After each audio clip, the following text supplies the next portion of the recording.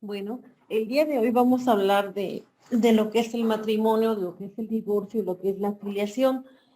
¿Sale? Para esto vamos a empezar con lo que es el matrimonio. ¿Alguno de ustedes bueno, cuál sería su concepto por lo que hace a matrimonio, compañeros? ¿Qué es el matrimonio, compañeros?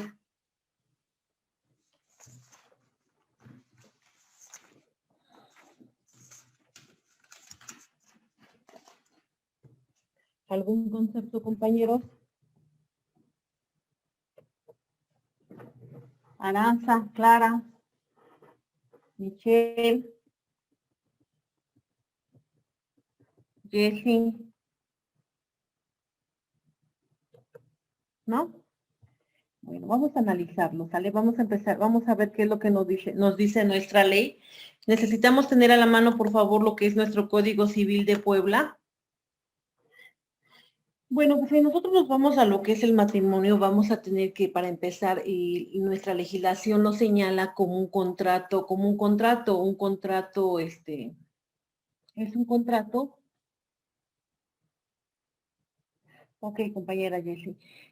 Bueno, entonces decimos que el matrimonio es un contrato solemne. ¿Por qué es un contrato solemne?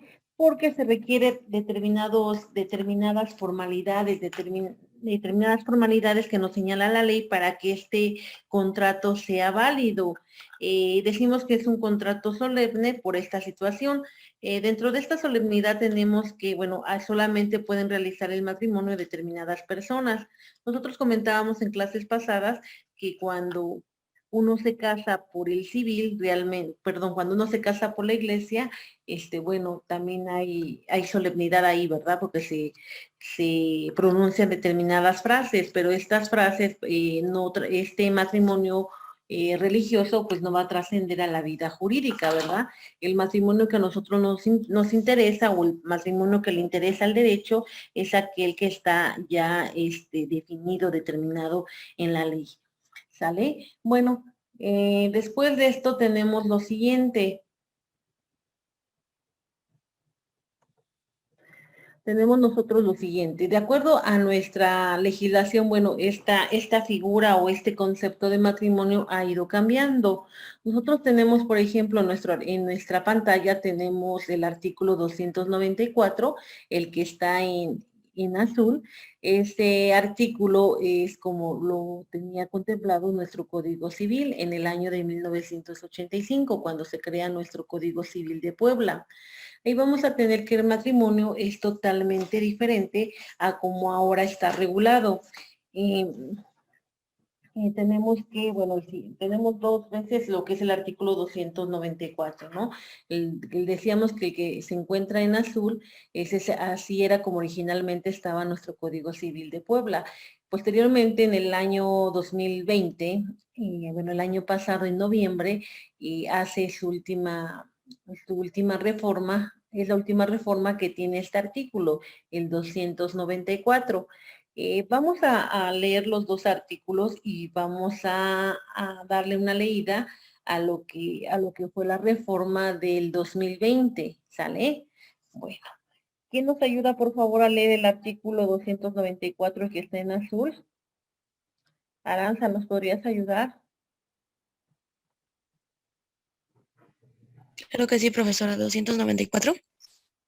Por favor, el que está en azul Dice, primero. perdón, profesora.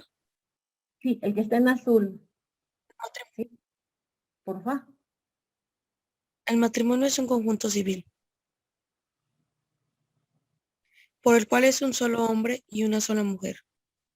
Se unen en sociedad para perpetuar la especie y ayudarse en la lucha por la existencia. 1985.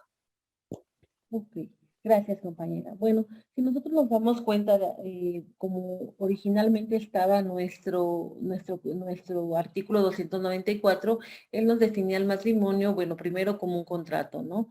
Es un contrato, sigue siendo hasta la fecha un contrato civil, pero acá nos establecía determinados requisitos, ¿no? Para qué existía el matrimonio? Primero nos decía que es la unión de un solo hombre y una sola mujer. esta unión van a formar una sociedad, ¿no? Esta sociedad se forma para dos situaciones especiales, ¿no? Para perpetuar la especie y para ayudarse en la lucha por la existencia, ¿no? Esa era la finalidad, si se dan cuenta. De ahí entonces que, bueno, se debatía la situación de que las personas del mismo sexo no podían contraer matrimonio, toda vez que toda vez que de acuerdo como los contemplaba la ley, pues no, ellos no iban a poder llegar o cumplir el fin por el que estaba establecida la figura del matrimonio. Toda vez que la figura del matrimonio, cuando se crea, esa es su finalidad, es procrear, ¿no? Es la procreación, ¿no? Es la procreación, el que perdure nuestra especie, ¿no? Para eso se creó la figura del matrimonio. Entonces, de ahí que había muchos debates, ¿no? Que ellos nunca podrían celebrar el matrimonio toda vez que ellos, pues, no van a poder procrear, ¿verdad? No iban a poder, no podrían procrear, y como consecuencia, pues no se iba a poder perpetuar la especie a través de ellos. Bueno, eso fue un debate que duró muchísimos años, ¿no? Bueno, tenemos que en el año del 2020, en noviembre, ahí sufre bueno, y también otra situación, ¿no? Cuando nos definía lo que era el matrimonio, nos decía que era un contrato civil por el cual un solo hombre y una sola mujer, ¿no? Eran requisitos indispensables, ¿no? Para que pudiéramos hablar de un matrimonio. Necesitábamos un hombre, una mujer, y que este hombre y esta mujer se unían y con la finalidad de procrear la especie, de perpetuar la especie y para ayudarse mutuamente, ¿no? Esa era la esencia del matrimonio.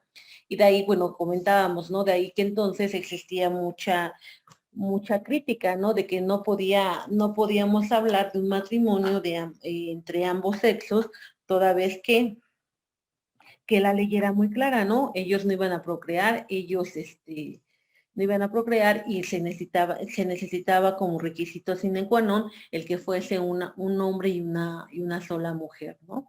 Bueno, tenemos que la última reforma que se da en nuestro Código Civil es en el 2020, en noviembre del 2020. Aquí cambia ya toda la visión de lo que es el matrimonio, ¿sí? Bueno, ¿quién nos puedes ayudar, por favor, compañera Carla, a leer el artículo 294, el que aparece en color negro?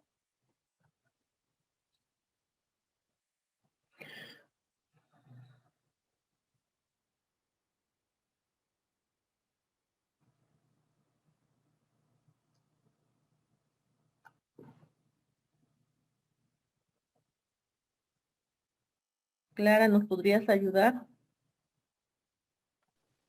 Sí, profe. Artículo 294. El matrimonio es un contrato civil por el cual dos personas se unen voluntariamente en sociedad para llevar una vida en común con respecto a ayuda mutua e igualdad de derechos y obligaciones. Ok, gracias, compañera. Entonces tenemos aquí que con esta reforma va a cambiar totalmente el sentido del matrimonio, ¿no? Si nos damos cuenta, bueno, acá ya entra entonces cualquier tipo de persona, ¿no? Es decir, acá ya entrarían lo que son los matrimonios entre el mismo sexo, ¿no? Y también acá ya se quita lo que es la figura de que base para perpetuar la especie, para perpetuar la especie, ¿no? Acá ya nada más se establece que es para llevar una vida en común, ¿no? Una vida común con respecto para ayudarse mutuamente, ¿no? Y que ambas personas van a tener igualdad de derechos y obligaciones, ¿sí? Cambia totalmente. Vamos a ver qué fue cuál fue el argumento para poder hacer esta reforma. Para eso vamos a checar nosotros lo que nos dice vamos a checar la exposición de motivos de esta reforma, ¿sale? Vamos a ver. Mm, mm, mm. A ver, tengo un minuto, por favor.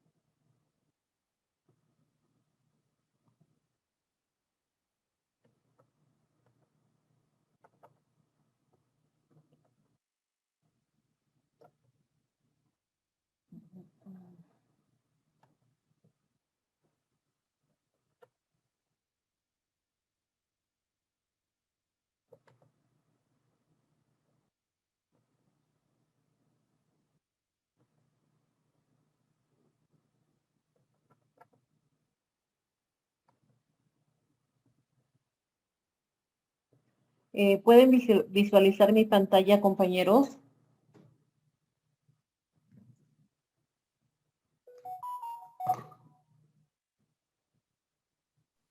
Sí, profesora. Ok, bueno, tenemos el periódico oficial. Recordemos nosotros que todas las leyes a nivel federal se van a publicar en el Diario Oficial de la Federación, por lo que hace a las leyes que se publican a nivel estatal, vamos a tener nosotros que estas se van a tener, para darse a conocer, se tienen que publicar en el periódico oficial de cada entidad federativa, ¿no? En este sentido, tenemos nosotros que vamos a visualizar lo que es el periódico oficial. Este periódico oficial es del estado de Puebla. Tenemos que este periódico se publicó el 10 de noviembre del 2020. Aquí nos habla de las reformas que sufrieron los artículos 294, 297, 298, 300, 333, 403 y 478, y del 321 del Código Civil del Estado de Puebla, ¿sí? Vamos a checar qué fue lo que dijeron al respecto, por lo que hace a estas reformas. Recordemos que ahorita la reforma que nos interesa es la del 294, toda vez que en este artículo es donde nos define en qué consiste el matrimonio, nos da la definición de matrimonio, ¿sale?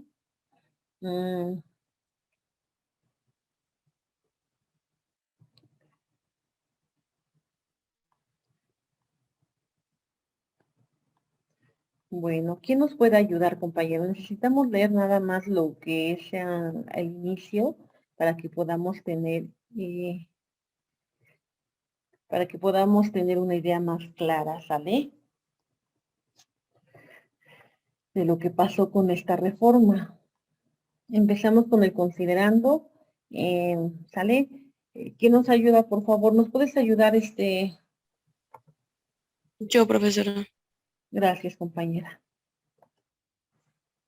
Empezamos. Dice, considerando que en sesión pública ordinaria celebrada con esta fechas, esta soberanía tuvo a bien aprobar el dictamen con minuta de decreto emitido por la Comisión de Gobernación y puntos constitucionales, por virtud del cual se reforman y adicionan diversas disposiciones del Código Civil para el Estado Libre y Soberano de Puebla, a partir de la reforma constitucional en materia de derechos humanos de fecha 10 de junio del 2011. La Constitución Política de los Estados Unidos Mexicanos garantiza y reconoce en su artículo 1 los principios de igualdad y no discriminación, estableciendo para tal efecto en la parte que interesa lo siguiente. Artículo 1. En los Estados Unidos Mexicanos, todas las personas gozarán de los derechos humanos reconocidos en esta Constitución y los tratados internacionales de los estados mexicanos sea parte, así como de las garantías para su protección, cuyo ejercicio no podrá restringirse ni suspenderse, salvo en los casos y bajo las condiciones que esta Constitución establece.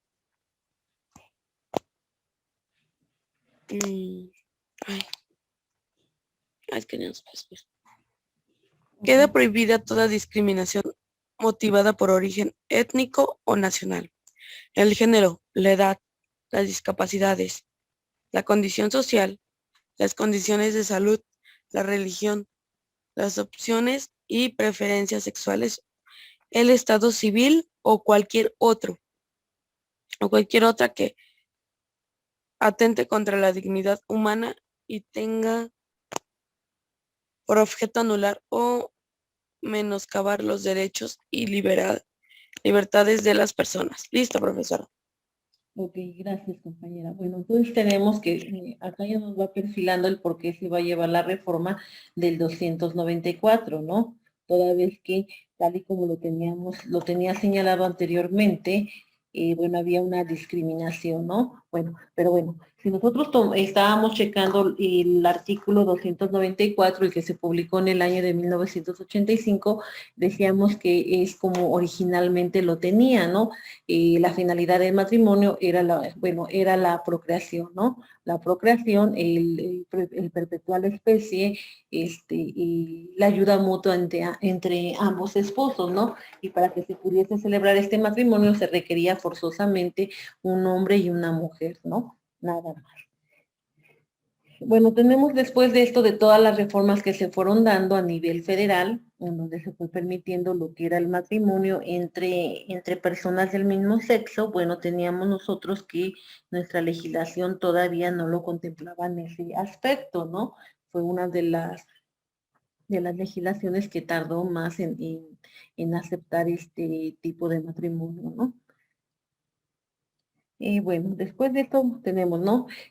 Bueno, de acuerdo a lo que nos están diciendo al respecto para que se lleve a cabo la reforma del artículo 294, nos dice que la base del Estado mexicano se centra en la protección, regulación y garantías de los principios de igualdad y no discriminación, por lo que las autoridades están obligadas a respetar, proteger y garantizar a todas y todos los mexicanos el ejercicio pleno de los derechos humanos bajo los principios de universalidad, interdependencia, indivisibilidad y progresividad, ¿no?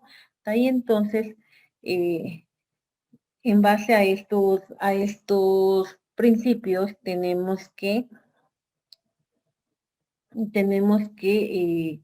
bueno, va a existir lo que es la obligación de realizar cambios necesarios para que todas las personas puedan, eh, puedan gozar plenamente de sus derechos fundamentales, ¿no?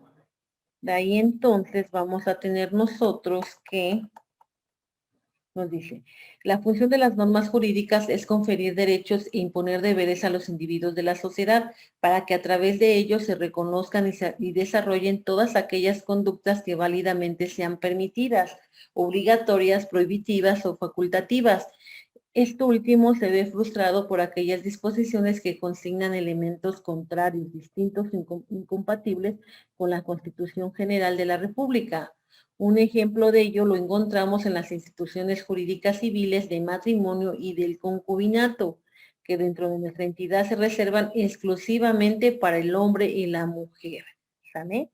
Bueno, acá, por ejemplo, vemos el artículo 294.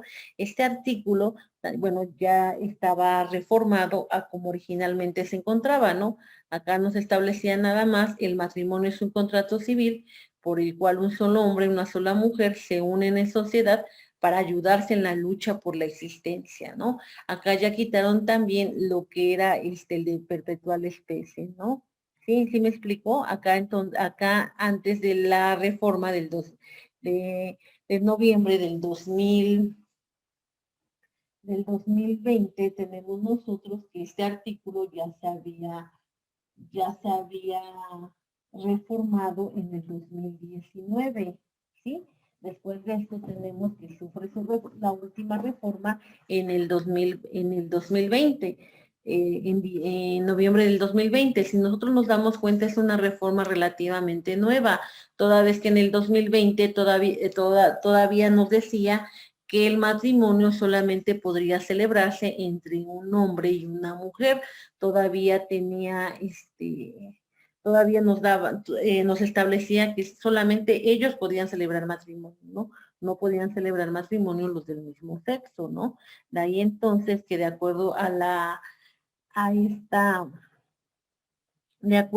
esta, a este análisis que se realiza, de acuerdo al análisis que se realiza para que se pueda derogar, se establece que este artículo es violatorio de los derechos humanos, ¿no? Es violatorio de los derechos humanos, se está discriminando a la gente, ¿no? De ahí entonces que surge la necesidad de crear, bueno, de crear una modificación, ¿no? De cambiar esta modificación. De ahí entonces tenemos que, tomando como circunstancia lo que son los derechos humanos, tenemos que entonces sufre una reforma a nuestro Código Civil para quedar de la siguiente forma.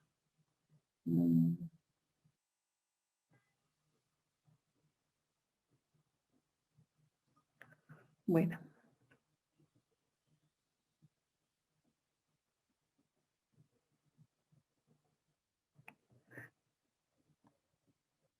Y ya queda como habíamos comentado, ¿no? Acá nos dice. El matrimonio es un contrato civil por el cual dos personas se unen voluntariamente en sociedad para llevar una vida en común, con respeto, ayuda mutua, igualdad de derechos y obligaciones, ¿no? Bueno, acá ya tenemos entonces, esta es la forma en la que está establecido ahora la figura de matrimonio, ¿no? Es un contrato civil, sigue siendo, son dos personas, nada más permite dos personas que se unan voluntariamente en sociedad, ¿no? En sociedad, acá ya no nos establecen los requisitos de que tenga que ser un hombre y una mujer, ¿no? También ya solamente nos establece que ellos van a llevar una vida en común y esta ayuda en común, esta vida en común, bueno, es para ayudarse mutuamente, ¿no? Y ellos van a tener los mismos derechos y las mismas obligaciones, ¿sí? Acá ya entonces va cambiando, cambia totalmente lo que es la definición de matrimonio, ¿no? También para que pudiese haber esta reforma, bueno, ya teníamos también precedentes a nivel de jurisprudencia. ¿Recuerdan ustedes qué es la jurisprudencia? ¿Qué es una jurisprudencia, compañeros?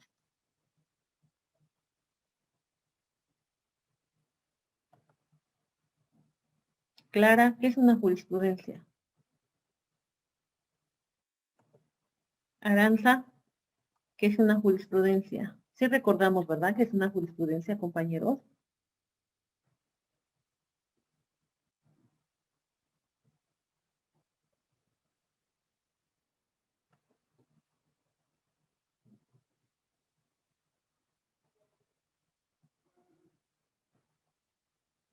Miren, acá está, acá esto, esta determinación que toma nuestras autoridades. En razón de lo expuesto, debe suprimirse del marco normativo aquellos criterios y normas que por virtud del mensaje que transmiten generan discriminación, afectando a aquellas personas que lo único que buscan es precisamente la cesación de esa constante afectación y a su vez la inclusión expresa del régimen jurídico impuesto. Es como un castigo, ¿verdad? Es un grupo de sentencias, ¿no? Ajá, no, pero no puede ser un castigo, compañero. Sí, Bueno, sí. bueno, tienes razón, es un grupo de sentencias, ¿no? Bueno, vamos a recordar rápido. ¿Qué es una jurisprudencia? La jurisprudencia es la interpretación que hacen determinadas autoridades de la ley. ¿En qué momento se lleva a cabo esta interpretación? En el momento en que se emiten las sentencias, ¿no? En el momento en que se analiza cada caso en particular. De ahí entonces, bueno, pero tenemos que solamente determinadas personas van a poder generar jurisprudencias, criterios, ¿no? ¿Qué es una jurisprudencia? Es un criterio que se convierte en obligatorio. Al ser obligatorio, toda autoridad que aplica el derecho tiene que aplicar bueno, valga la redundancia, ¿verdad? Tiene que aplicar estas jurisprudencias, estos criterios, para que puedan, por ejemplo, ¿quiénes son los que pueden emitir jurisprudencia? Pues la Suprema Corte de Justicia de la Nación, los tribunales colegiados, los tribunales unitarios, ellos pueden emitir jurisprudencia. ¿En qué momento lo emiten? Bueno, si nosotros nos vamos, los tribunales colegiados, ellos van a resolver los juicios de amparo, ¿no? Por ejemplo, o para que van a resolver los juicios de amparo. Vamos a poner un ejemplo. Vamos a tener nosotros que, por lo que hace al robo entre cónyuges, ¿no? Creo que ya lo hemos mencionado, ¿no? El robo entre cónyuges, ¿no? Robo entre cónyuges, tomando como consideración que están casados bajo el régimen de sociedad conyugal. Recordemos que cuando uno se casa bajo ese régimen de sociedad conyugal, los bienes que se adquieren durante el matrimonio pertenecen a ambos esposos, ¿no? Bueno, acá podría darse entonces la situación de que uno de los esposos a lo mejor tengan un coche que adquirieron en la sociedad conyugal y se le ocurre a uno de los esposos venderlo, ¿no? Entonces podríamos pensar que no hay robo, ¿no? Podríamos pensar que no hay robo toda vez que el bien es de ambos, ¿no? Es de los dos.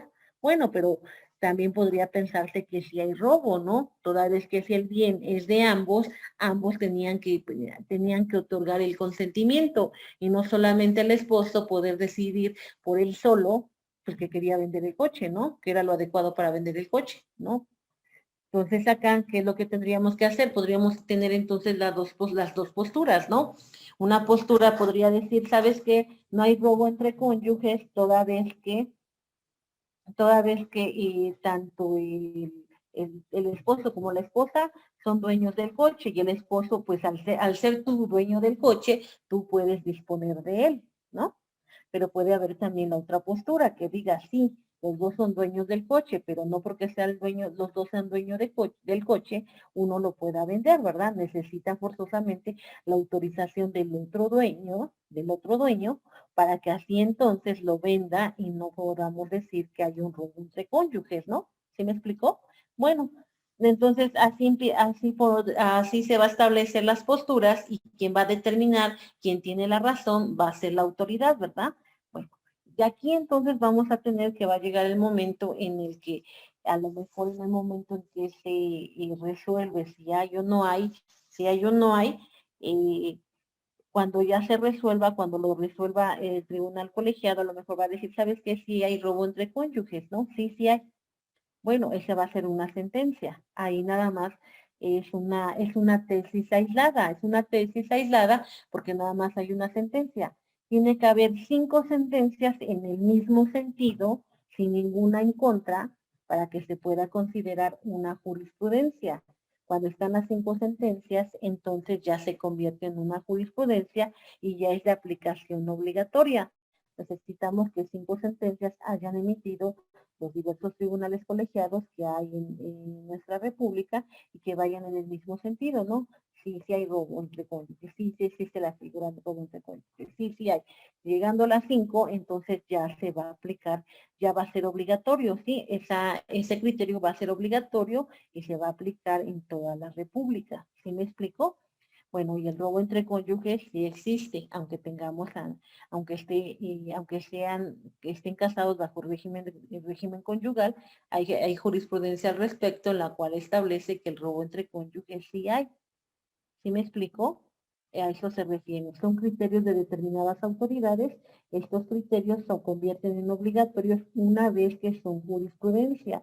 Cuando simplemente es una tesis aislada, la autoridad puede o no puede aplicarla. Si quiere, la puede aplicar. Si no quiere, pues no pasa nada. No hay nada que la obligue a aplicarla. Pero si ya tenemos una jurisprudencia, bueno, ya una jurisprudencia, tenemos que este criterio es obligatorio, lo tienen que aplicar y si no lo aplican, entonces habría una violación, ¿sale? A nuestros derechos y la podríamos hacer valer. Bueno, tenemos entonces por lo que hace a esta reforma, bueno, estábamos checando la determinación a la que llega nuestro poder legislativo acá en el estado de Puebla, ¿no? El por qué cambia, el por qué modifica este artículo, ¿no? El artículo 294, ¿no? Tenemos acá que nos dice lo siguiente, ¿no? En razón de lo expuesto, debe de suprimirse del marco normativo aquellos criterios y normas por virtud del mensaje que transmiten, generan discriminación afectando a aquellas personas que lo único que buscan es precisamente la cesación de esa constante afectación y a su vez la inclusión expresa al régimen jurídico en cuestión. De esta manera, el reconocimiento público y legal del matrimonio y el concubinato entre personas del mismo sexo representa un acto de justicia e igualdad, pero sobre todo un acto garantista de derechos que no debe estar en debate, pues la exclusión de las parejas del mismo sexo de estas figuras jurídicas perpetúa una doble discriminación, porque la exclusión en sí misma es injustificada, pero también se les excluye de los beneficios materiales, ¿no? Generando de forma autoaplicativa una afectación por estigmatización a las parejas del mismo sexo. Por tanto, simple y llanamente se debe reconocer y garantizar por igual la figura civil de matrimonio y la del concubinato, privilegiando en todo momento el derecho humano a la igualdad, como se ha determinado por la Suprema Corte de Justicia de la Nación a través de las siguientes tesis y jurisprudencias.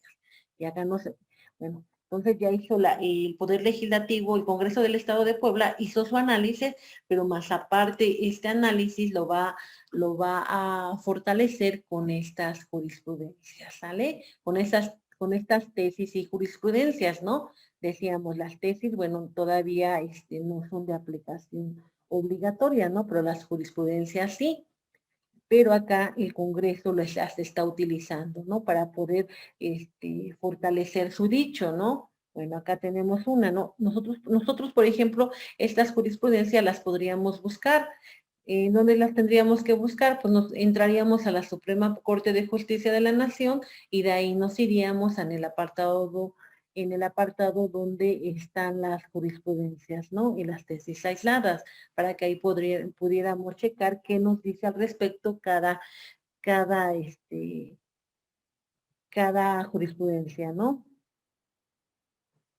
Acá, por ejemplo, está matrimonio. La ley de cualquier entidad federativa que por un lado considere que la finalidad de aquel es la procreación y o que lo defina como como el que se celebran entre un hombre y una mujer, es inconstitucional, ¿no? ¿Ya vieron? O sea, como estaba originalmente en nuestro artículo en 1985, donde nos establecía lo que es la procreación y el perpetuar la especie, bueno, eso se declaró ya inconstitucional, de ahí entonces que se necesitaba un cambio, una reforma, ¿no? Bueno, y también nos dice, también vuelve a reiterar, y si se establece que el matrimonio es el que se celebra entre un hombre y una mujer, de igual forma es inconstitucional, ¿no?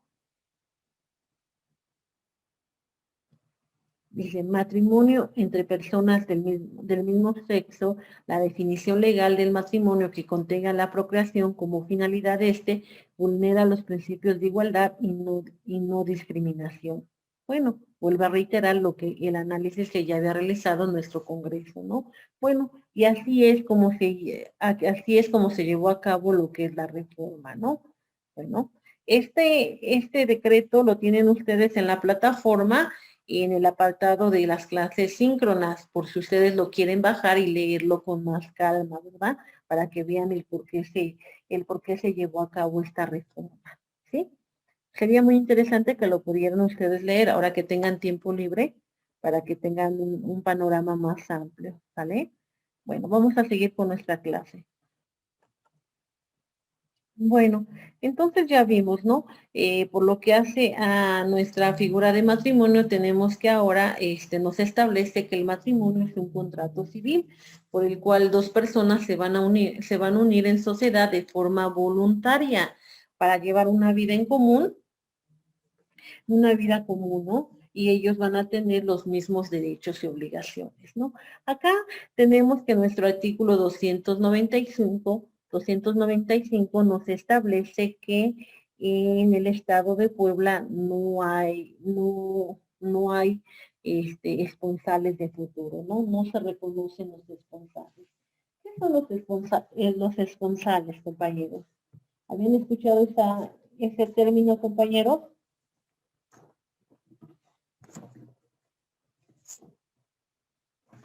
¿Sí la habíamos escuchado, compañeros, o no?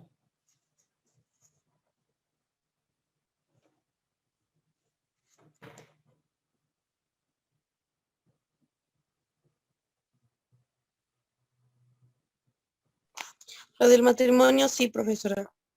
A ver, ¿a qué se refiere, compañeras?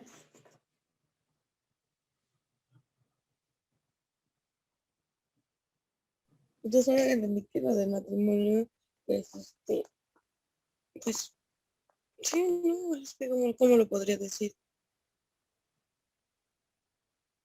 Bueno, es que sí tengo una duda, profesora. A ver, dime. ¿Por qué antes, por qué ahora, si ya estamos en otro tiempo, siguen viendo mal a las personas que son dos mujeres o dos hombres? Bueno, pues eso sería también por la tradición, bueno, si estamos hablando de Puebla, por la tradición de Puebla, ¿no? Pues se dice que nosotros los poblanos pues somos muy, bueno, ¿cuál sería la palabra adecuada? Pues muy santurrones, ¿no? O sea, Pues si ustedes se dan cuenta, para que se pudiera haber hecho esta reforma fue hasta el 2020, o sea, cuando inició, cuando se reconoció el matrimonio ya entre ambos, entre personas del mismo sexo, ya tiene un buen de tiempo, ¿no? Y acá en nuestro estado de Puebla fue hasta apenas, ¿no? Cuando hubo el cambio de, ¿qué será? Pues el nuevo cambio de administración, ¿no? Esta administración, la administración de Morena es la que lleva a cabo lo que es esta reforma al artículo 294, ¿no? Si hubiéramos seguido con la administración del PAN, pues no se hubiera modificado este artículo, ¿no? El artículo no se hubiera modificado, aunque ya se hubiera establecido que era ilegal, pero nuestro artículo pues así estaba, ¿no? El matrimonio acá en Puebla todavía hasta antes del 10 de noviembre del 2020, pues solamente podrían celebrar matrimonio un hombre y una mujer, ¿no? Entre las personas del mismo sexo no se podría celebrar matrimonio, ¿no? Pero también es de acuerdo a la cultura que nosotros tenemos, ¿no? Bueno, acá en el estado de Puebla, ¿no? Somos pues somos como somos muy tradicionales, ¿no? Y bueno, el matrimonio así estaba establecido, ¿no? Bueno, estábamos hablando de lo que son los esponsales, ¿no? Los esponsales del futuro. ¿Qué es un esponsal de futuro? Pues es la promesa de matrimonio, ¿sale? Están los novios, bueno, el matrimonio va a llevar varias etapas, ¿verdad? Dentro de estas etapas, para que pueda concluir se pueda concluir con el matrimonio, pues va a existir lo que es el noviazgo, ¿no? En este noviazgo pues vamos a tener lo que es, y puede existir lo que son los esponsales, ¿no? Profe, pero dice cuenta que ahora, no sé, tardan una semana de novios y ya se quieren casar. Ujú. De ahí también pues los problemas, ¿no? El número de divorcios, ¿no? El número de divorcios que ya también bueno, hay mucho, ahora es más fácil que te divorcies que antes, ¿no? Pues sí, Es porque más- ya no te terminas de conocer bien con tu pareja. sí, sí, es muy cierto, sí es cierto. No, y lo peor es que, bueno, lo peor acá sería que, bueno, ok, cásate, experimenta lo que tú quieras, ¿no? Pero pues luego se pasan a traer a los niños, ¿no? Y acá es donde inician los Así problemas, es. ¿no? Cuando hay menores, Y los ¿no? que salen sufriendo pues son los niños, no ellos. Exacto. Esa era mi duda, profesora. Gracias. Sí, ok, compañera, tenemos acá entonces, por lo que hace a los esponsales del futuro, ¿a qué se refiere? Pues es la promesa del matrimonio, ¿sale? A eso se refiere. Acá en Puebla no hay, no se reconocen los esponsales del futuro, ¿sí? Tú no podrías demandar a alguien alegando que te pague una indemnización toda vez que él te prometió matrimonio, ¿no? Y tú ya llevabas con él 10 años de noviazgo y esperando que él cumpliera la promesa, ¿no? Porque él te prometió que se iban a casar y a la hora pues ya no se casaron. Bueno, pues acá en Puebla no pasa nada, ¿no? Si se dio la promesa y la promesa no se cumple, no pasa nada. No puedes reclamar tú daños y perjuicios, ¿no? Toda vez que no se celebró el matrimonio, ¿no? En otras entidades federativas sí está establecido los esponsales, y en caso de que estos esponsales se realicen y no se lleve a cabo, bueno, sí vas a poder sí vas a poder reclamar una indemnización, ¿no? Pero acá en Puebla no. De acuerdo al artículo 295, la ley no reconoce los esponsales de futuro, ¿sí? Esponsales del futuro es la promesa de matrimonio, ¿vale? A eso se refiere. Ok, ahora vamos a checar cuáles serían los fines del matrimonio, ¿no? Bueno, ya de acuerdo a lo que acabamos de checar, bueno, estos fines del matrimonio pues ya cambiaron, ¿no? Al inicio decíamos que era para perpetuar la especie, ¿no? Para ayudarse, ¿no? Pero ahora ya ha cambiado esta situación. Ahora ya los fines del matrimonio podríamos mencionar que son los siguientes, ¿no? Estabilizar las relaciones sexuales, crear una familia y la libre procreación, ¿no? Generar en ella condiciones de óptimo desarrollo e igualdad, la cohabitación y la fidelidad, la ayuda mutua, la generación de deberes, derechos y obligaciones, ¿no? Bueno, de una u otra forma vamos a tener nosotros que en términos de lo que nos dice nuestro artículo 294, vamos a tener que a través de esta figura de matrimonio, bueno, también vamos a tener una protección, ¿no? Porque bueno, anteriormente, por lo que hace a estas relaciones de ambos sexos, teníamos que, pues ellos no iban a tener, ellos no iban a tener, si alguno de los esposos fallecía, no iba el otro el esposo, bueno, la pareja que quedaba viva, pues ella no iba a poder, no iba a poder reclamar una pensión, ¿no?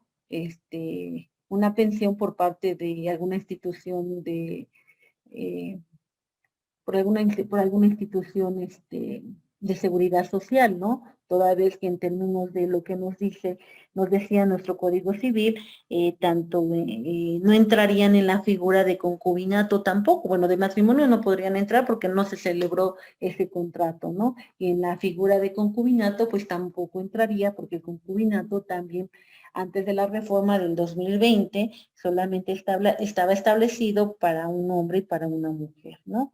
Bueno, sí, nosotros podríamos identificar la figura de concubinato con la del matrimonio. La única diferencia es que eh, en la figura de concubinato no existe el contrato civil, no existe, pero ellos se comportan como si fueran esposos, llevan una vida en común, se ayudan llevan una vida en común, ellos se ayudan mutuamente, cohabitan, o sea, todas, sí me explico, cumple el concubinato y el matrimonio tienen mucha similitud, ¿no? Podríamos decir incluso que hasta son iguales, ¿no? Con la única diferencia que en el matrimonio hay un contrato y en el concubinato no lo hay, ¿sí? Pero pues igual, y la concubina en determinado tiempo, si la pareja llegase a fallecer, pues la concubina puede solicitar lo que es la pensión, ¿no? La pensión por parte del Seguro Social, ¿no? O por parte ¿qué será? Sí, del Seguro Social, por parte del ISSSTE, por parte del ISSSTEP, ¿no? Podría solicitar esta pensión, ¿no? Toda vez que, solamente acreditando el concubinato, ya con ello ya lo podría solicitar. Y antes de la reforma del 2020, bueno, las parejas del mismo sexo, la pareja que quedaba viva, ella no iba a no podía solicitarlo. Con estas reformas que se dan en el 2020, pues ya eso ya puede gozar de este beneficio, ¿no? ¿Ok? Bueno, entonces tenemos que esos serían los fines del matrimonio, ¿no? ¿Cuáles van a ser? Bueno, pues es la unión, es la ayuda mutua, también a través de este matrimonio van a tener derechos y obligaciones de forma igual, ¿no? Para que se pueda celebrar un matrimonio, ¿cuáles son los requisitos? Nuestro Código Civil de Puebla nos establece que la edad, ¿no? La edad entre los contratantes y también el consentimiento, ¿no? Este consentimiento lo vamos a establecer del mismo artículo y también vamos a tener su fundamento en el artículo 299 y el artículo 300. En el artículo 299 nos establece cuáles son los impedimentos para contraer matrimonio. Y acá nos dice, como primer impedimento va a ser la falta de edad requerida por la ley, ¿no? Ahí nos dice. Entonces vamos a tener que los requisitos para contraer matrimonio es la edad. Tenemos que nuestro artículo 300 del Código Civil de Puebla nos establece como edad para poder contraer matrimonio, como edad mínima, haber adquirido los 18 años de edad. Nos dice, artículo 300, no pueden contraer matrimonio el hombre y la mujer antes de cumplir 18 años de edad, ¿sí? Se necesita entonces como requisito tener los 18 años de edad. Después tenemos acá, nos habla del consentimiento. Este consentimiento tiene que ser una manifestación libre, libre, ¿sale? Es decir, la persona que va a contraer matrimonio pues debe de tener plena libertad, ¿no? De poder decidir con quién se va a casar, ¿no? Con quién se va a casar, ella debe de realizar esta manifestación. Si ella se está casando porque la estén presionando los padres o porque los padres le hayan escogido al marido, bueno, acá tenemos entonces que este matrimonio va a ser inválido, va a ser inválido, va a ser inexistente, no va a tener valor este matrimonio, ¿sale? Es más, ni siquiera va a poder existir, toda vez que no se está cumpliendo con los requisitos que marca la ley, ¿sale? Decíamos nosotros también cuando veíamos lo que era el parentesco, contemplábamos nosotros que por lo que hace al parentesco también era importante que se pudiera establecer toda vez que puede ser el parentesco iba a ser un impedimento para poder contraer matrimonio y acá lo tenemos, ¿no? El parentesco por consanguinidad o civil en la línea colateral igual entre hermanos, ¿no? Esto va a ser un impedimento para poder contraer matrimonio, ¿no? El parentesco por consanguinidad en línea colateral, desigual entre tíos y sobrinas y al contrario que estén en tercer grado, ¿no? Acá los tíos nunca se van a poder casar con las sobrinas, ¿no? Estamos hablando de un parentesco por consanguinidad, ¿sale? Bueno, y acá nos establece todas las situaciones por las cuales no podemos contraer matrimonio, el artículo 299. ¿Cuáles van a ser los efectos del matrimonio? Los efectos del matrimonio, cuando hablamos de los efectos del matrimonio, nosotros estamos hablando de los derechos y de las obligaciones que van a nacer con este matrimonio, ¿no?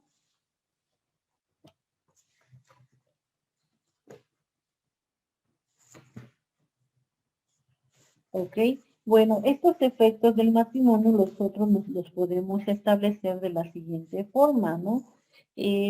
Respecto a los cónyuges, ¿cuáles serán estos efectos respecto a los cónyuges? ¿Cuáles se les ocurre a ustedes que puedan ser, compañeros?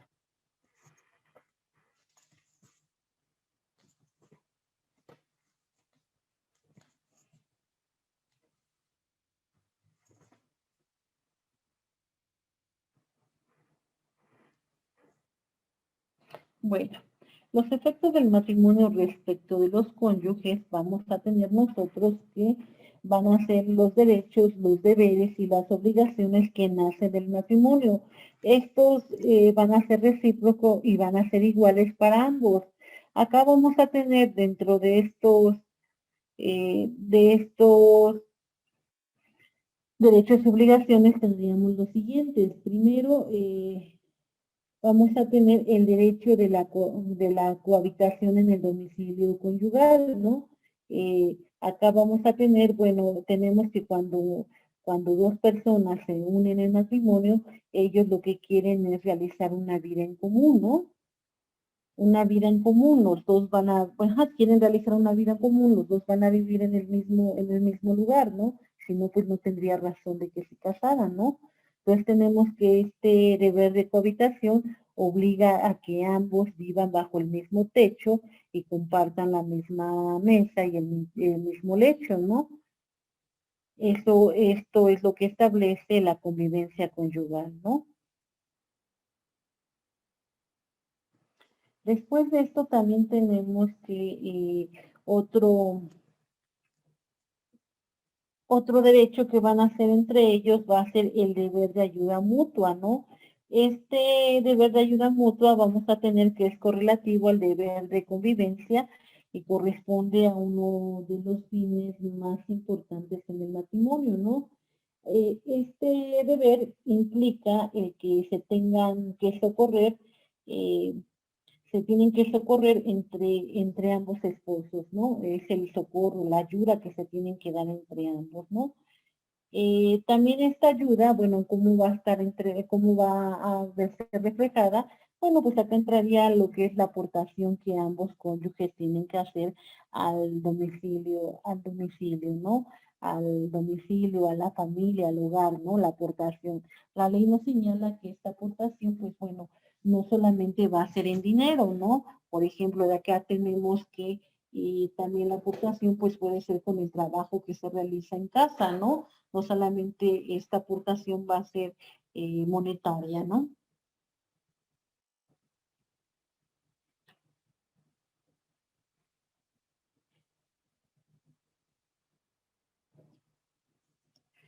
¿Alguno de ustedes tendrá, por ejemplo, el artículo 314, compañeros, a la mano?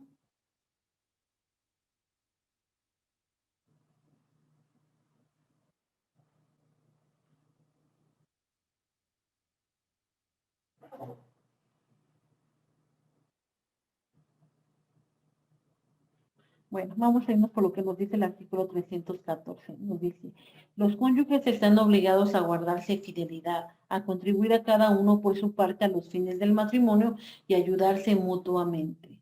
Después tenemos el artículo 318. Los cónyuges vivirán juntos en el domicilio familiar.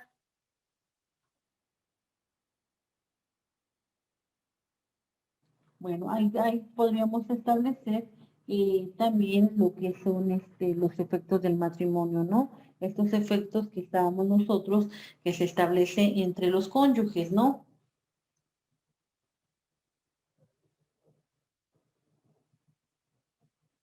Acá. Otra obligación que surge entre ellos va a ser lo que nos dice el artículo 323 y 324. Dice, ambos cónyuges están obligados a hacerse aportaciones con equidad para el sostenimiento del hogar y la educación de los hijos.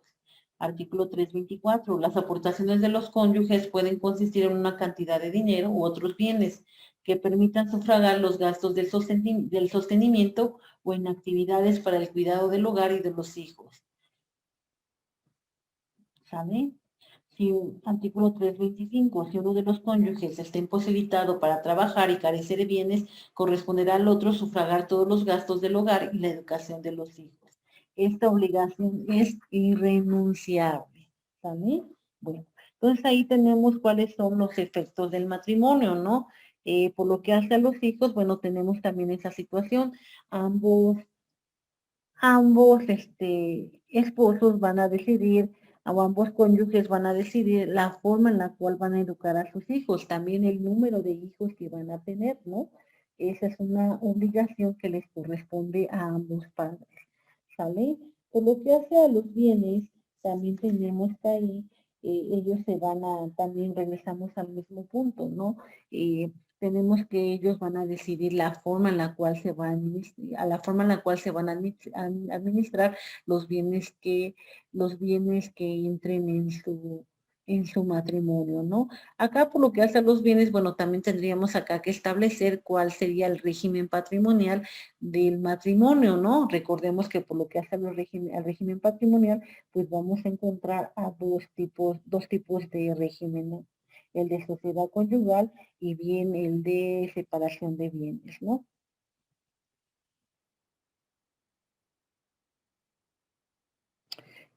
También, bueno, de acuerdo a los derechos y obligaciones que se adquieren con el matrimonio, hablamos nosotros el de fidelidad, ¿no? El deber de fidelidad, bueno, tenemos acá que comprende la obligación de abstenerse de la cópula con una persona distinta del cónyuge, ¿no? Tenemos que acá, esta situación, si se llegara a hacer, bueno, acá estaríamos entonces ante la presencia del adulterio, ¿no? Bueno, antes el adulterio era considerado una causal de divorcio, ¿no? Pero bueno, ahora en términos de cómo está regulado nuestro divorcio, acá en el estado de Puebla, pues ya no existe el divorcio necesario, ¿no? Bueno, también esta fidelidad también va enfocada al respeto que se tienen que mantener, se tienen que tener estos esposos, ¿no? Estos cónyuges, ¿no? Es un respeto mutuo, ¿no? A eso va enfocada lo que es la fidelidad. Ya no tanto por lo que es el adulterio, ¿no? Porque bueno, tenemos que el adulterio antes era considerado una causal de divorcio, pero ahora ya no.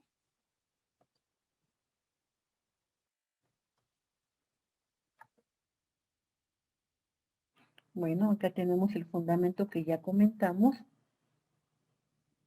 Vamos a hablar nosotros de los del régimen patrimonial del matrimonio, ¿no?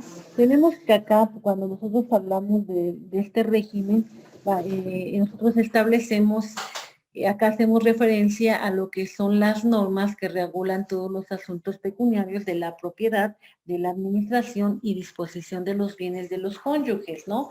También los derechos y las obligaciones que se van a generar entre ellos, así como con los terceros, ¿no? Estos regímenes se van a dar mientras dura este vínculo matrimonial, ¿no?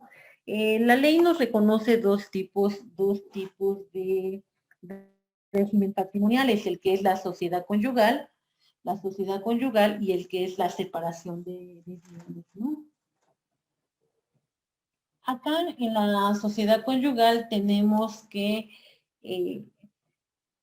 es una comunidad de bienes. Acá en esta sociedad conyugal no importa quién haya aportado los bienes, ¿no? Acá los bienes que entren durante la vigencia del matrimonio pertenecen a ambos esposos, ¿no? Acá en esta sociedad conyugal también vamos a poder encontrar lo que son las capitulaciones. ¿Alguien tiene una idea de qué es una capitulación, compañeros? ¿O a qué le suena? Brian, ¿a qué te suena capitulación? ¿O qué es una capitulación en una sociedad conyugal?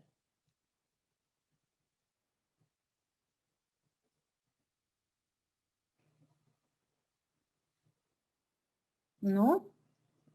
Bueno, en mi diccionario, Ajá. dice, la capitulación son como acuerdos en los que antes o en el acto, cuando tienes tu matrimonio, vas a regularte como económicamente en el matrimonio o en cualquier otra ocasión o disposición por razón del mismo.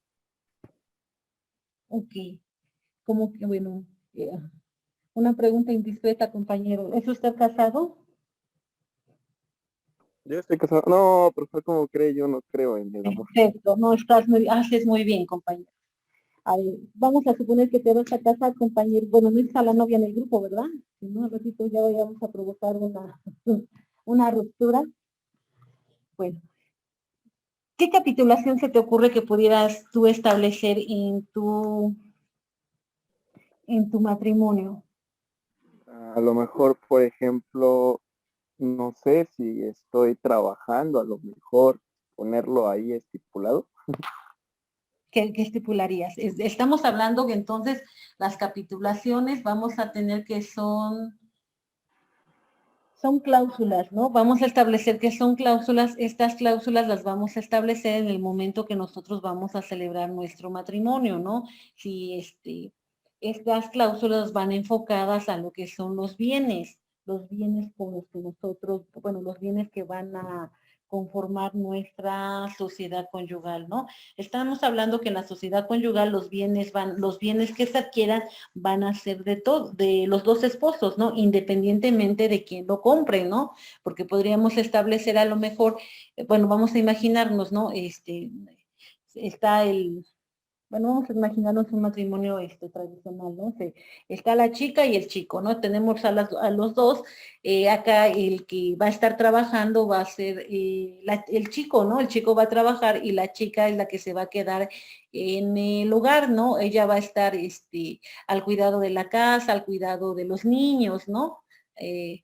Y quien va a llevar realmente el sostén, lo económico, va a ser el hombre, ¿no? Bueno,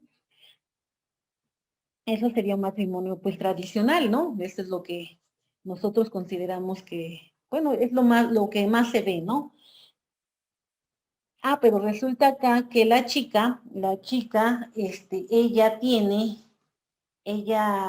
bueno, antes de casarse, ella, pues trabajaba, ¿verdad? Trabajaba y ella tiene, ¿qué será? Tiene su departamento, ¿no? Tiene su departamento y ella va a establecer va a establecer una capitulación por lo que hace al régimen de sociedad conyugal, ¿no? Ella va a establecer como capitulación que una vez que contraigan matrimonio, el departamento ubicado en XXX, ese departamento va a formar parte de la sociedad conyugal. Esa sería una capitulación, porque en términos de lo que nos dice nuestra legislación, vamos a tener que, ella nos dice que va a ser sociedad conyugal, todos los bienes que se adquieran durante el matrimonio, independientemente de quien lo haya comprado, ¿no? Acá decíamos, ¿no? La chica, pues ella no va a trabajar, ella va a estar al cuidado de la casa de la casa y de los niños, ¿no? El que va a trabajar va a ser el esposo, entonces realmente quien va a comprar los bienes va a ser el esposo, ¿no? ¿Sale? Pero por el simple hecho de que están casados bajo el régimen de sociedad conyugal, los bienes le pertenecen a ambos, aunque la esposa nunca haya trabajado, ¿no? Bueno, pero tenemos acá que la chica, en el momento en el que en el momento en que se iban a casar, se establece como capitulación que la casa que ella adquirió antes de que se casaran también va a formar parte de la sociedad conyugal. Entonces, al existir esta capitulación, esta casa también va a formar parte de la sociedad conyugal. Es decir, esa casa, aunque ella la haya adquirido antes del matrimonio, va a pertenecer a ambos esposos. Lo contrario hubiera sido que como no se firmó ninguna capitulación, entonces esa casa no entraría en la sociedad conyugal. ¿Sí me explico, compañeros? Las capitulaciones entonces son los acuerdos que se toman, las cláusulas que se establecen en esta sociedad conyugal. Ahora, ¿qué puede pasar? Vamos a suponer que ya tenemos el matrimonio, este matrimonio se casó bajo, se casaron bajo el régimen de sociedad conyugal, ¿no? Llevan ya muchos años, pero resulta ahora que el esposo ya no quiere,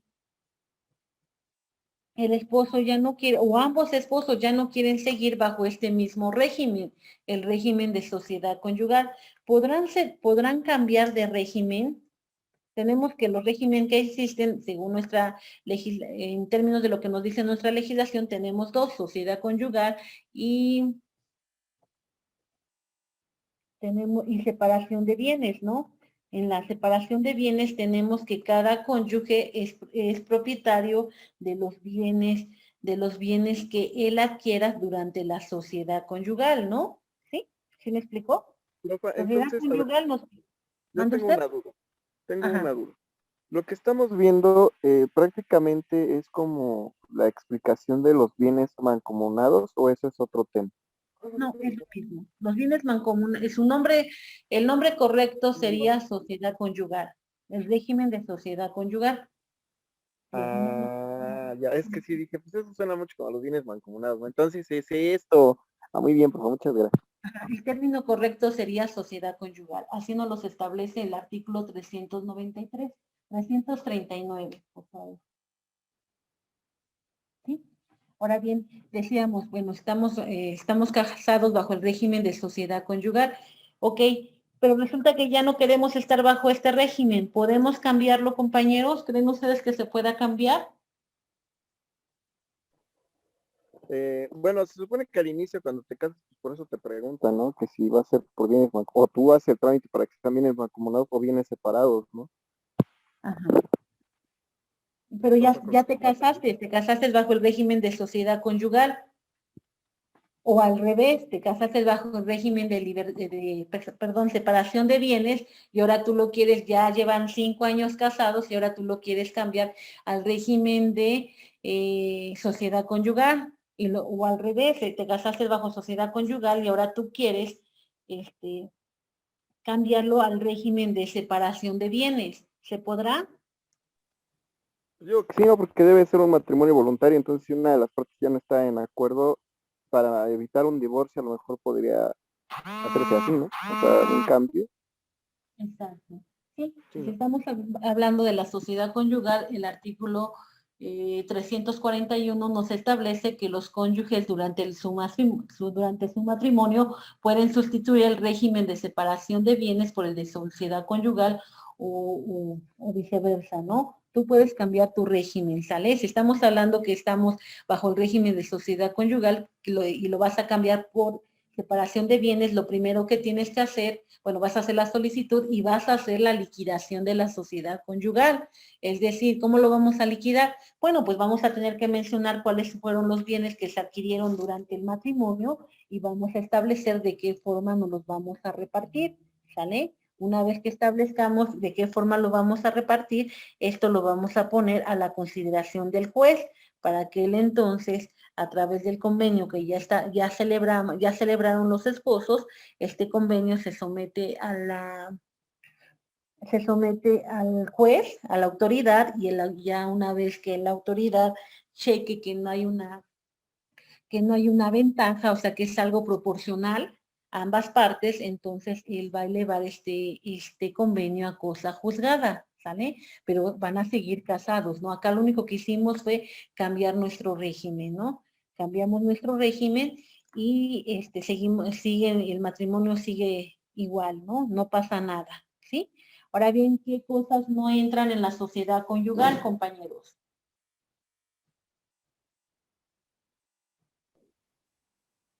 Pues, bueno, es que a ver, las propiedades sí entran, o sea, cuando son bienes mancomunados, literalmente es lo tuyo es mío y lo mío es tuyo, entonces no sé qué no Una podría vez que, entrar. una vez que se hayan casado, ¿no? Lo que tú hayas adquirido antes del matrimonio, eso es tuyo, ¿sale? Lo que tú hayas adquirido después del matrimonio, entonces eso sí les corresponde a ambos cónyuges, ¿no? ¿Alguien tendrá a la mano su artículo 355, compañeros?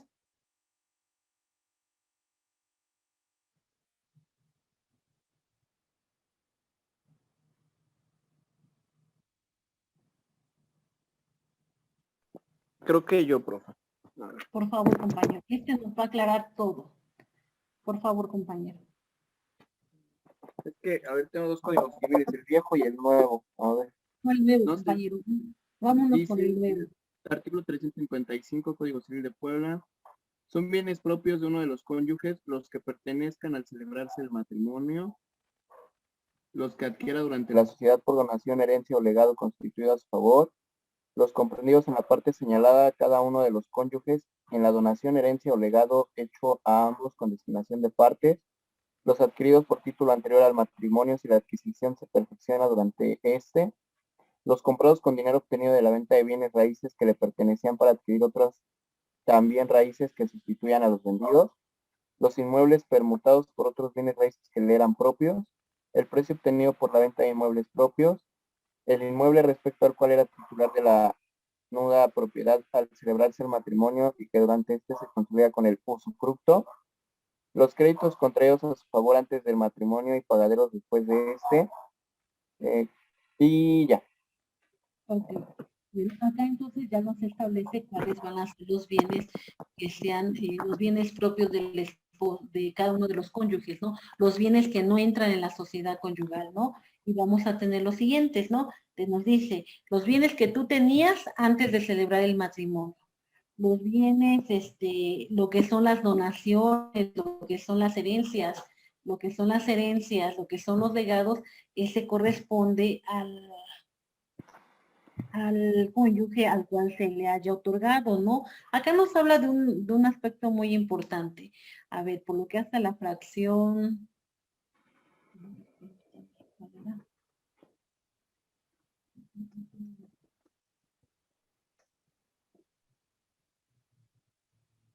Acá. Dice, el inmueble respecto al cual era titular de la nuda propiedad al celebrarse el matrimonio y durante este se consolida con el usufructo. ¿Sí? ¿Qué entendemos acá, compañeros?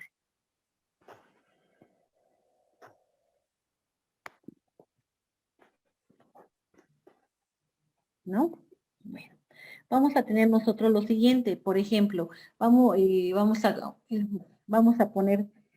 a tener lo siguiente, ponemos como ejemplo, tenemos unos papás, ¿no? Está la familia, ¿no? Están los padres van a comprar una propiedad, Pero esta propiedad lo que ellos quieren es que ya tienen un hijo, se lo van a dejar al hijo. Entonces quieren que la propiedad sea, la van a comprar para el hijo, pero para asegurarse de que el hijo no la venda, porque va con, bueno, esta propiedad se la están comprando al hijo, entonces el dueño, por así decirlo, va a ser el hijo, ¿no? El hijo ahorita en este momento es un menor de edad, ¿sí? Es un menor de edad, pero él cuando adquiera la mayoría de edad ya va a tener la capacidad de ejercicio. Si ustedes recuerdan, la capacidad de ejercicio es cuando ellos ya pueden ejercer lo que son sus derechos, ¿no? Si él es propietario de este inmueble, él cuando cumpla los 18 años ya lo va a poder vender. ¿Sí estamos de acuerdo? Bueno, ya lo podría vender, pero tenemos acá entonces que los padres están viviendo en este inmueble, ¿no? Y los padres no quieren que venda el hijo la propiedad. Entonces, ¿qué es lo que hacemos? Bueno, se compra el inmueble lo compran los padres para el hijo. Entonces, el hijo va a tener la nuda propiedad y ellos van a tener el usufructo, ¿no? El usufructo vitalicio. ¿Qué quiere decir esto? Ellos van a poder disfrutar, gozar del bien, y el hijo no va a poder vender el inmueble toda vez que él nada más tiene la propiedad, pero el goce y el disfrute lo tienen los padres, hasta que los padres fallezcan. Una vez que los padres fallezcan, ya el hijo ya va a tener lo que es la nueva propiedad y el usufructo, es decir, ya podría disponer y gozar del inmueble, ¿no? Es decir, ya lo podría vender. Pero tenemos acá que en términos de lo que nos dice la fracción octava del artículo 355, tenemos que este inmueble no va a formar parte de la sociedad conyugal, ¿sí? ¿Por qué? Bueno, acá también acá se podría establecer, podríamos establecerlo por dos situaciones. Primero, porque fue un inmueble que adquirió antes de que se casara, ¿no? Aunque lo adquirió antes de que se casara, y en términos de lo que nos dice la fracción primera, pues pues le pertenecía a él, toda vez que este bien se había adquirido antes de contraer matrimonio, ¿no? Pero acá, acá este artículo, la fracción octava, pues nos los deja más claro, ¿no? Acá ya no habría forma de interpretación, ¿no? Dice, el inmueble respecto al cual era titular de la nuda propiedad al celebrarse el matrimonio y que durante este se consolida con el usufructo, ¿no? Bueno, acá ya está más que claro, ¿no?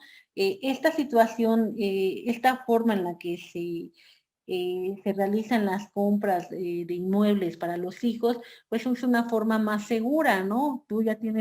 Ya es una forma más segura, ya sabes que el dueño va a ser tú ya sabes que el dueño va a ser tu hijo, pero no te va a poder sacar de la casa hasta que tú fallezcas, ¿no? Tú vas a poder disfrutar de la casa hasta que fallezcas. Y también con esto ya te quitas el tener que hacer testamento, ¿no? ¿Sí me explicó? El tener que hacer testamento toda vez que ya, bueno, el inmueble ya es del hijo, ya no, ¿qué testamento vas a hacer? ¿No? ¿Sí me explicó? Es una forma de asegurar. Ahora bien, también acá vamos a suponer, ¿no? Que igual también acá es muy interesante este aspecto en donde nos establece que si tú, si tú tienes un inmueble, ¿no? Y este inmueble tú lo vendes y después con este inmueble tú compras otro inmueble, pues bueno, tú acá lo que tendrías que hacer es acreditar que el segundo inmueble, el que tú compraste cuando ya ya estabas casado, pues tú lo compraste con el dinero que obtuviste del primer inmueble que tú habías adquirido cuando estabas soltero, ¿no? Por lo tanto, el segundo inmueble no pertenece a la sociedad conyugal, es un inmueble que te pertenece a ti, toda vez que lo compraste con dinero del primer inmueble. ¿Sí me explico? Pues acá cuando nosotros llevamos a cabo un juicio de divorcio en donde ya se va a hacer la liquidación de la sociedad conyugal, pues tenemos que establecer bien lo que nos dice nuestro artículo 355, para que en base a ello se pueda hacer lo que es la liquidación de la sociedad conyugal, la repartición de los bienes, ¿no? De qué forma se van a repartir. Bueno, acá también, bueno, nos habla también de lo que son las donaciones, ¿no? La donación a la que se haya realizado, a la parte a la que se le haya realizado la donación, pues esa parte va a ser, ese bien solamente va a ser de ellos, ¿no? ¿Sí me explico?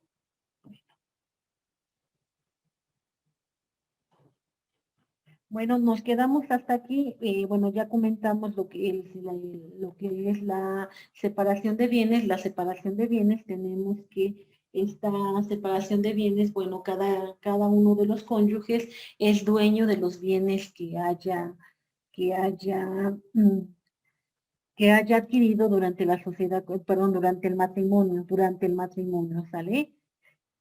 Ah, bueno, independientemente de esto, vamos a suponer que tú te casas bajo el régimen de separación de bienes, ¿no? Pero tenemos que la esposa nunca trabajó, pues de todas formas acá tenemos que, independientemente de esto, tú, como la esposa nunca trabajó, aunque hayan estado casados bajo el régimen de separación de bienes, pues tú le tienes que dar una indemnización, ¿no? Una indemnización toda vez que ella no pudo desenvolverse, no pudo pues no pudo trabajar porque estaba al cuidado de los hijos, estaba a cuidado de los hijos, al cuidado del hogar, entonces a ti te corresponde darle una indemnización, ¿no? Y la ley señala de qué forma se va a realizar.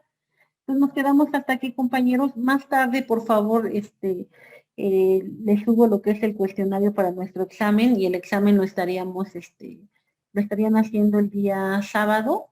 Les voy a dejar dos actividades muy sencillas también para que podamos calificar, ¿sí? Nos estamos escuchando el día jueves. Bonita tarde, compañeros. Hasta luego. Gracias, profe, bonito día. Gracias, hasta luego. Gracias, profe. Hasta luego.